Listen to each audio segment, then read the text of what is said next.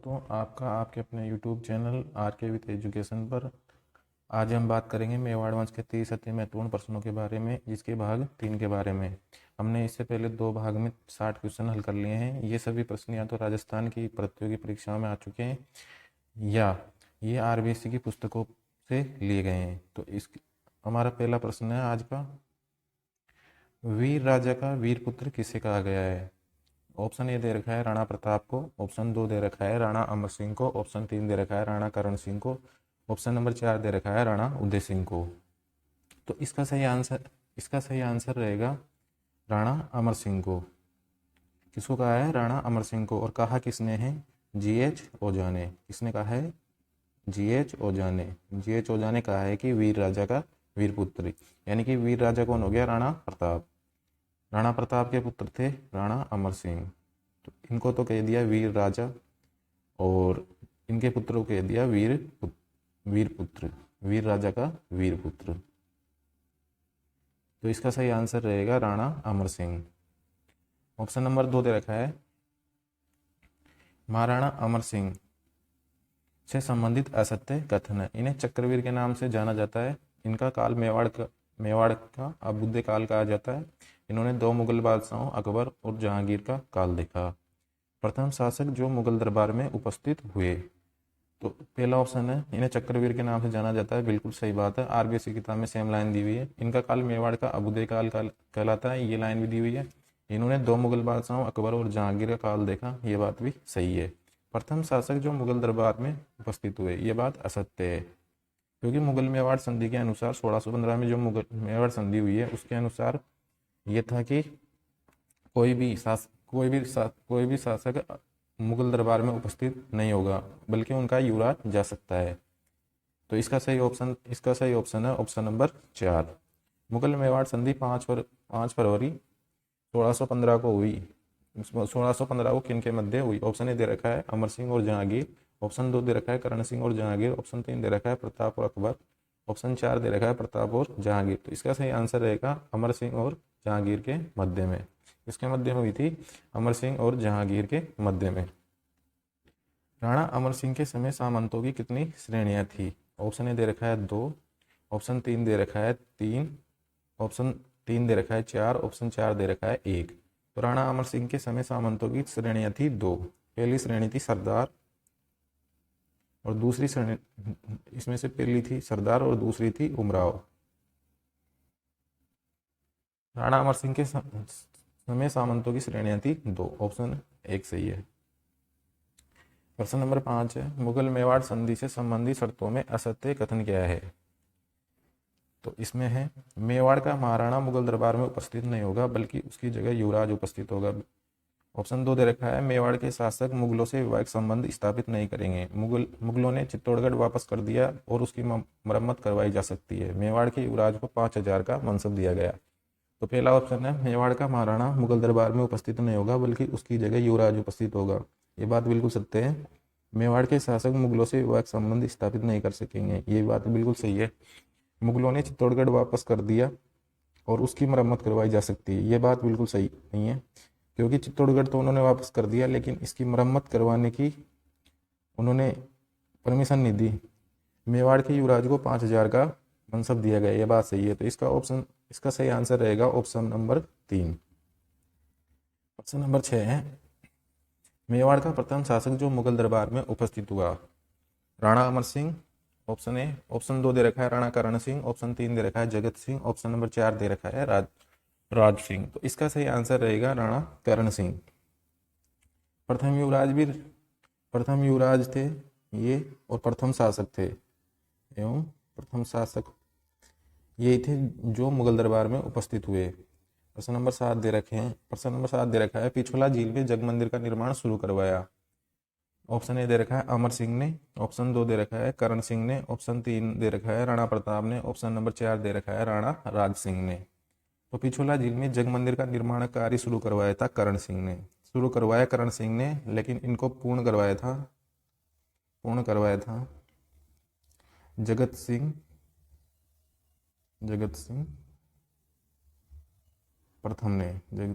First ने। तो इसका सही आंसर रहेगा करण सिंह। प्रश्न नंबर 8 दे रखा है, किसके शासनकाल में शाहजहां ने प्रतापगढ़ को मेवाड़ से स्वतंत्र कर दिया? ऑप्शन ए दे रखा है महाराणा जगत सिंह प्रथम, ऑप्शन 2 दे रखा है महाराणा राज सिंह, ऑप्शन 3 दे रखा है राणा अमर सिंह, ऑप्शन 4 दे रखा है राणा करण सिंह। इसका सही आंसर रहेगा महाराणा जगत सिंह प्रथम।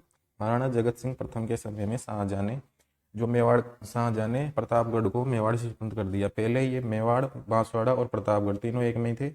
उसके बाद में शाहजहां ने प्रतापगढ़ को मेवाड़ से अलग कर दिया। प्रश्न नंबर 9 दे रखा है, महाराणा राज सिंह से संबंधित असत्य कथन है।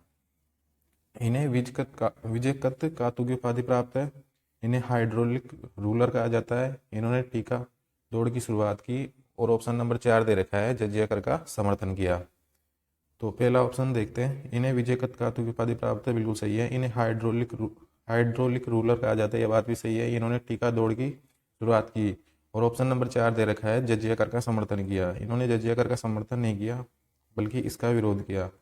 ये कर 1679 में औरंगजेब द्वारा लगाया गया था।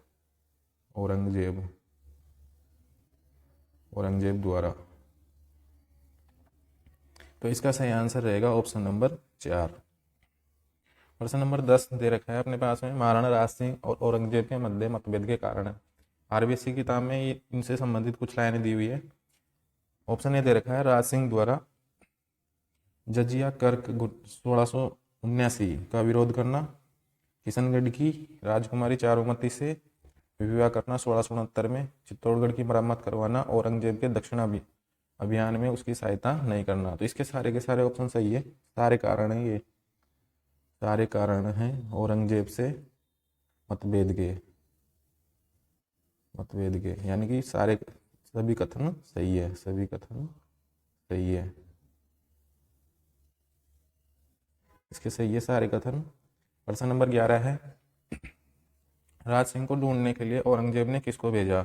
ऑप्शन 1 दे रखा है हसन खां, ऑप्शन 2 दे रखा है हुसैन कुली खां, ऑप्शन नंबर 3 दे रखा है खीमका सूरी, ऑप्शन नंबर 4 दे रखा है खास का। तो आरबीएससी किताब में इसका सही आंसर दे रखा है हसन खां। प्रश्न नंबर 12 है, किसने जजिया कर के बदले में पूर्व मांडल एवं बदनौर के परगने मुगलों को सौंप दिए? ऑप्शन ए दे रखा है इसका महाराणा राज सिंह, ऑप्शन 2 दे रखा है महाराणा अमर सिंह, ऑप्शन 3 दे रखा है महाराणा जगत सिंह, ऑप्शन 4 दे रखा है महाराणा जय सिंह। तो इसका सही आंसर रहेगा महाराणा जय सिंह। राज सिंह ने तो जजिया कर का विरोध किया था, जजिया कर का विरोध किया था राज सिंह ने, कर का विरोध। और महाराणा जय सिंह ने क्या किया, इनको जजिया कर के बदले में पूर्व मांडल एवं बदनौर के परगने इनको सौंप दिए। तो इसका सही आंसर रहेगा ऑप्शन नंबर 4।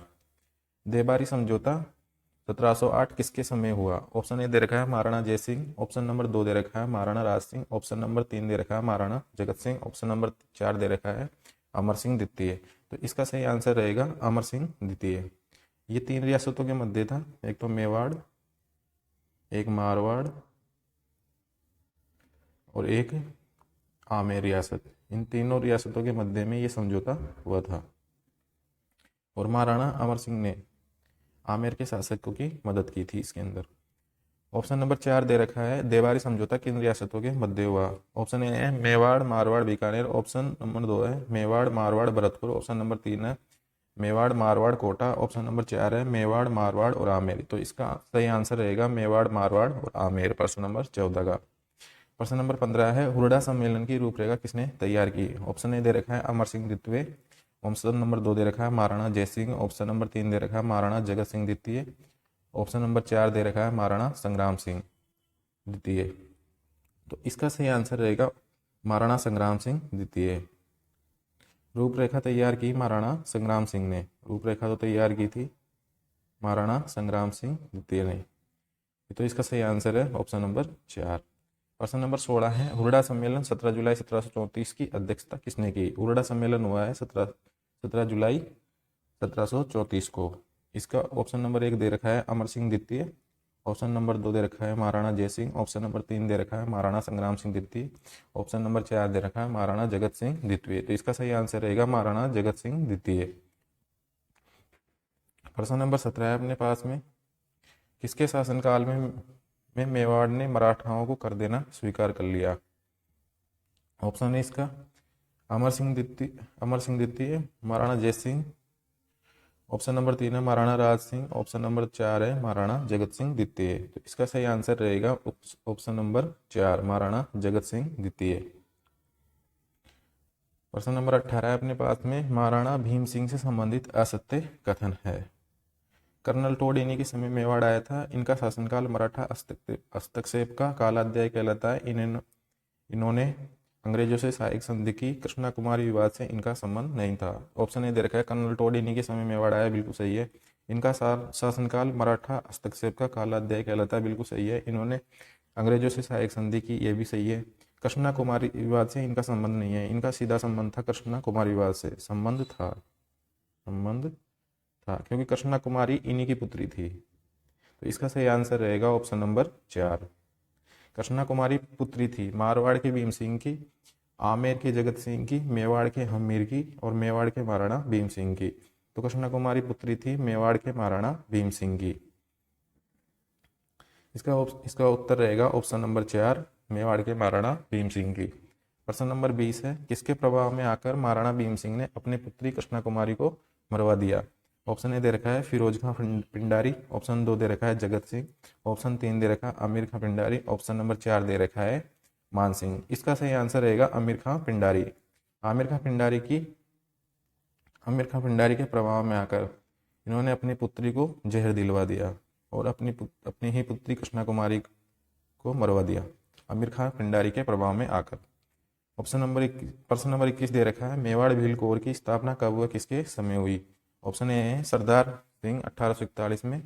ऑप्शन 2 है भीम सिंह 1823 में। ऑप्शन नंबर 3 है सरदार सिंह 1842। ऑप्शन नंबर 4 है सरदार सिंह 1843।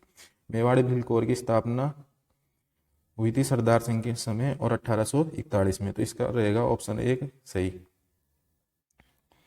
महाराणा स्वरूप सिंह से संबंधित असत्य कथन है। ऑप्शन ए, ये 1857 क्रांति के समय शासक थे। इन्होंने सिक्कों पर दोस्ती लंदन लिखवाया। इनके समय डाकन प्रथा, सती प्रथा पर रोक लगाई गई। 1857 क्रांति के समय अंग्रेजों की सहायता नहीं की। तो 1857 क्रांति के समय शासक थे, बिल्कुल सही बात है। इन्होंने सिक्कों पर दोस्ती लंदन लिखवाया, ये बात बिल्कुल सही है। इनके समय डाकन प्रथा, सती प्रथा पर रोक लगाई गई विलियम क्रुक के द्वारा। विलियम ब्रुक के द्वारा इनके समय में डाकन प्रथा और सती प्रथा जैसी कुरीतियों पर विलियम ब्रुक ने रोक लगाई। 1857 की क्रांति के समय अंग्रेजों की सहायता नहीं की, ये बात बिल्कुल गलत है। इन्होंने 1857 की क्रांति के समय अंग्रेजों की सहायता की थी, अंग्रेजों की सहायता की। प्रश्न नंबर 23 है, विजय स्तंभ की 9वीं मंजिल एवं पिछोला झील का पुनर्निर्माण किसने करवाया। ऑप्शन ए दे रखा है सरदार सिंह। ऑप्शन 2 दे रखा है भीम सिंह। ऑप्शन 3 दे रखा है जवान सिंह। ऑप्शन नंबर 4 दे रखा है स्वरूप सिंह। तो इसका सही आंसर रहेगा विजय स्तंभ की 9वीं मंजिल क्षतिग्रस्त हो गई और पिछोला झील का पुनर्निर्माण क्षतिग्रस्त होने पर और एवं पिछोला झील का पुनर्निर्माण करवाया स्वरूप सिंह ने।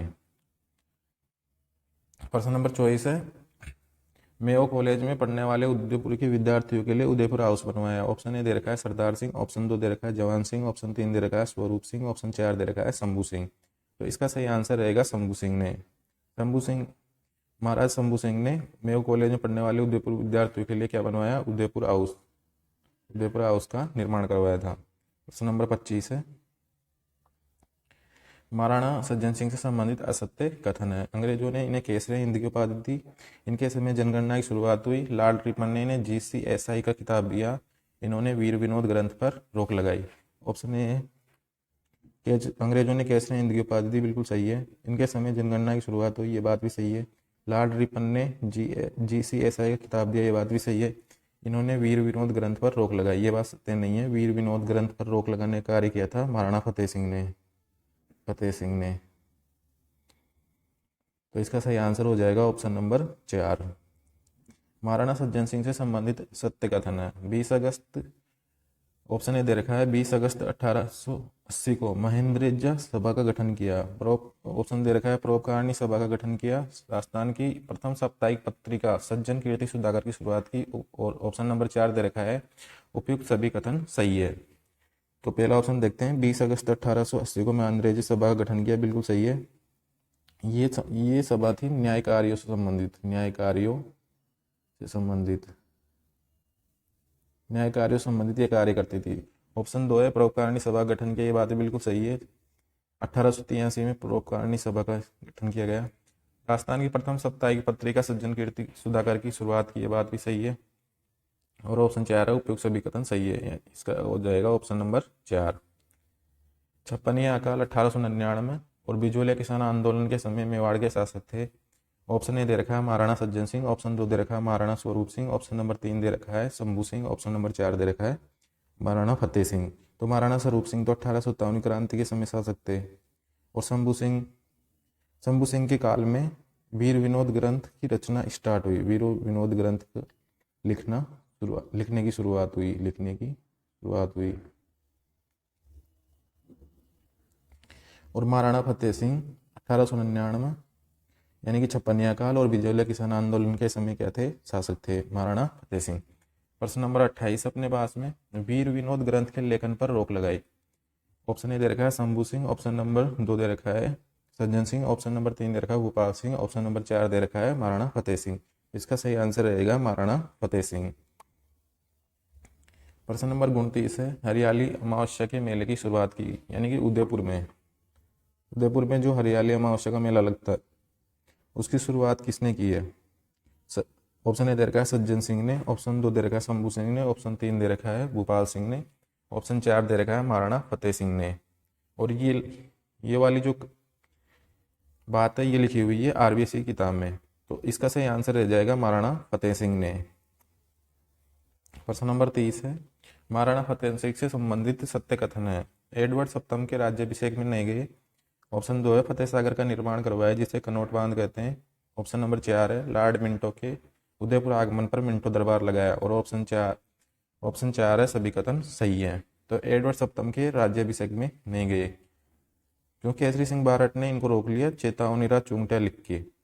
और ऑप्शन नंबर 2 है, फतेह सागर का निर्माण करवाया जिसे कनौट बांध कहते हैं, बिल्कुल सही है। लॉर्ड मिंटो के उदयपुर आगमन मिंटो दरबार लगाया, बात भी सही है। वो सभी कथन सही है, तो इसका हो जाएगा ऑप्शन नंबर 4। प्रश्न नंबर 31 है अपने पास में, महाराणा भूपाल सिंह से संबंधित सत्य कथन है। आजादी एवं एकीकरण के समय शासक थे, एकमात्र शासक जो आजीवन महाराज प्रमुख रहा, ये एक विकलांग शासक थे। और ऑप्शन नंबर 4 है, सभी कथन सही है। तो ऑप्शन 1 है, आजादी एवं एकीकरण के समय शासक थे, बिल्कुल सही बात है। एकमात्र शासक थे जो महाराज आजीवन महाराज प्रमुख रहे, ये बात भी सही है। राजस्थान के एकीकरण के बाद में इनके लिए महाराज प्रमुख का अलग से पद सृजित किया गया और ये मृत्यु पर्यंत तक महाराज प्रमुख बने रहे। और ऑप्शन नंबर 3 है, ये एक विकलांग शासक थे। और ऑप्शन नंबर 4 है, सभी कथन सही है। तो ऑप्शन 1, 2 और 3 तीनों सही है, तो इसका ऑप्शन हो जाएगा 4। इसका सही आंसर है ऑप्शन नंबर 4। तो हमने मेवाड़ से संबंधित कुल अब तक कर लिए हैं हमने 3 भागों में 60% हल। अगला जो भाग आएगा उसमें आएंगे आरबीएससी के तथ्य, आरबीएससी की पुस्तकों पर आधारित तथ्य, जो सीधी लाइनें दे रखी है उस किताब के अंदर, तो उससे संबंधित अपन करेंगे। उसमें कम से कम 40 तथ्य हैं जो अन्य किताबों में नहीं है, ये केवल इन्हीं किताबों में दे रखे हैं और ये बहुत ज़्यादा इंपॉर्टेंट है।